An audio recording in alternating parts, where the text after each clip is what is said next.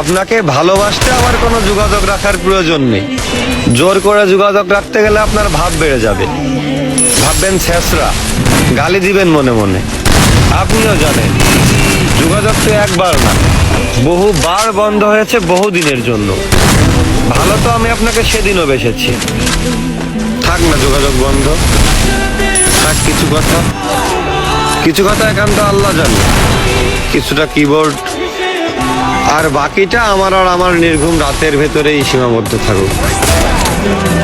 আসেন আফসোসটা বলি, এই জীবনের শেষ কুলে এহকালার দায়িত্ব ভুলে মনের জমিনে নবাবের চাদর বিছিয়ে ভিক্ষা চেয়েছিলাম তার আগে, কিন্তু সে আমায় ভালোবাসেনি।